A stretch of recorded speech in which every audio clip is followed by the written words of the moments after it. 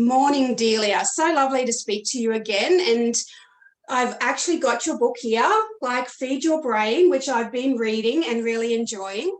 So what we want to do today is introduce our audience to this beautiful book and to you and what you do, because you're part of our book directory now in the Leadership Review. So tell us a little bit about why you started your business, Lighter, Brighter You. Hi, Sarah. Thank you for the invitation to chat to you today, firstly. I wanted to be able to give people knowledge that they could action to be able to make their lives so much better, because without a fully functioning and optimized brain, we really can't live our best lives. Yes, definitely not. And telling our audience then that you actually a qualified psychologist and that's your background and you were practicing in that field. So what made you do the shift? Because obviously from reading the book, I know the answer to this, but share a little bit about why you shifted from where you were. With pleasure.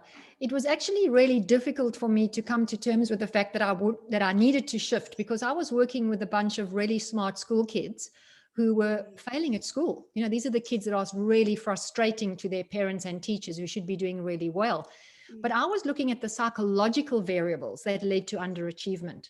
So when I developed the questionnaires for the control and the experimental groups, I just had a little bit of extra space. And I just said, what's your favorite food? It was really a throwaway question.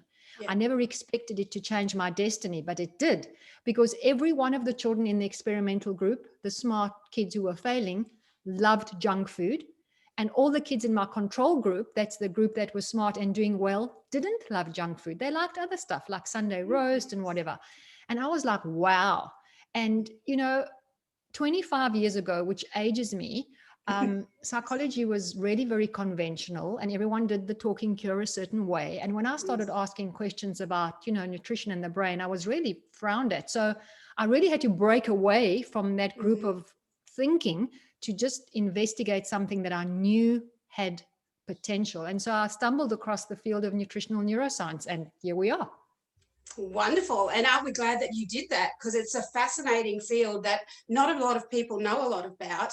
And so I feel that when they read your book, they're going to really become fully aware of how much what we put into our bodies affects our brain and what we can do with our brain, importantly. So absolutely. Yeah. How about we share with the audience why a positive attitude isn't enough to change our lives? Because you and I have discussed this previously, and I think it's a really interesting topic. Look, I think it's a very interesting topic. And the more I see, mindset coaches and management coaches and leadership coaches all telling people to shift their thinking, and change the way they set goals. And it's all about what goes on cognitively. And they never look at the neurophysiology, which underlies all of our thinking, all of our behavior change. Every single thing that we plan and decide and end up doing happens from a cellular level. And if that isn't optimized, all the most wonderful strategies in the world will never be optimized either. So for me, I think the smart thing to do is to start at the foundation. Make sure every single bit of the neurology is working optimally so that you can implement all of those mindset shifts. So yeah, the neurophysiology has to come first, Sarah. Yes. And you and I have shared part of my journey through neuroscience and the fact that I've used it and changing my diet and putting all of the little layers together to overcome chronic pain. And it's a journey, and you need to, each one of those blocks has to build on each other, doesn't it? Absolutely. I think when you start talking mindset shifts and thinking positively and being optimistic and all those other strategies, you're actually missing the fundamental piece of the puzzle, because without that foundation, everything else is so much harder to achieve. And you learned that, from a very practical and personal perspective. You had to put all those pieces into place to get the best outcome. I think we will get to that point later, but very few people really understand that now. So that's kind of my mission, for people to understand neurophysiology is the foundation. From there we work, but that's ground zero. Wonderful. So what 3 key pieces of information would you love for people to take away that read your book? I made a note of this because there are quite a few things that people can take from the book. But the first thing I think people need to understand, we hold an enormous amount of power over how our brain functions and how we age. That's the first thing. That power rests in our hands. The second thing is that we need to prepare for success. We need to make sure that we're setting ourselves up for success in terms of the food that we eat and our lifestyle choices. It's no use saying you value those things if you're not preparing. To say I'm going to do something without being prepared is really a whoosh. It's not a goal and it's not an actionable plan. So that's number two. And the third thing is it's not about deprivation. I think when people think about eating optimally for brain and body function, nobody's going to be excited about living on kale leaves and carrot sticks. And that's why I needed to make sure that the food really satisfied at a sensory level, because we enjoy food from a sensory level. So no deprivation involved. Those are the three really big things. Wonderful. And having read your recipes, which I haven't had the opportunity to try, like they will enjoy the food that you recommend to them as well. It's delicious.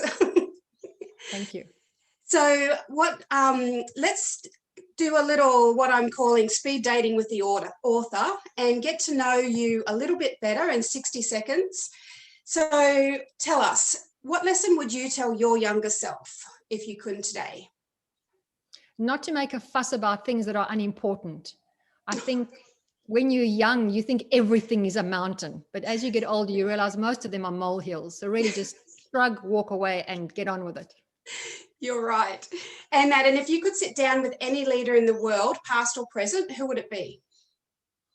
I think it would be Churchill, because he had a huge job on his hands. And he really was a person that believed in persistence, which I also believe strongly in.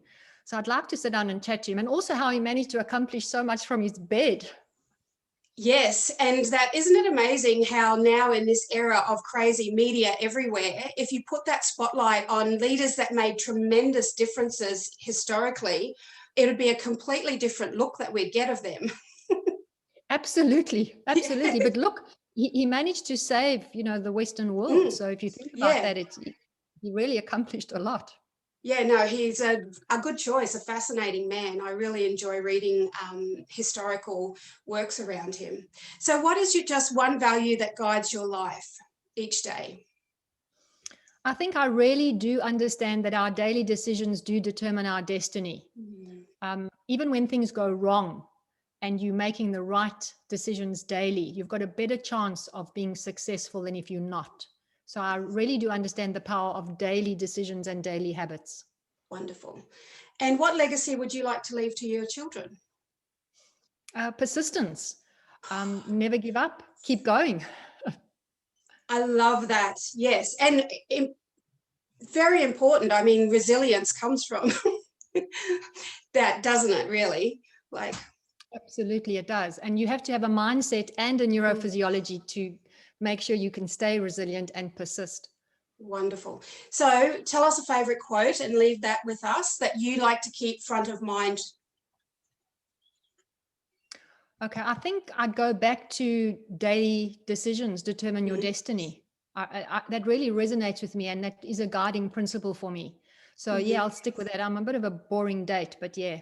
No, I actually, not a boring date.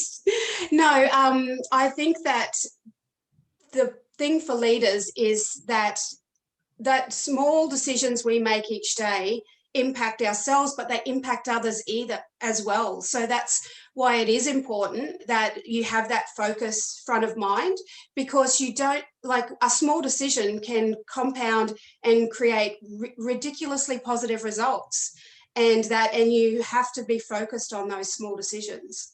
It's a good quote. Absolutely. And I think, because you understand neuroscience as well, the brain hates making huge, big decisions and big changes. So if we nudge ourselves in the right direction by making the daily decisions, small ones, but consistent ones over a long period of time, we get to where we're going to, and it doesn't feel like a huge effort, and it is sustainable. Yes.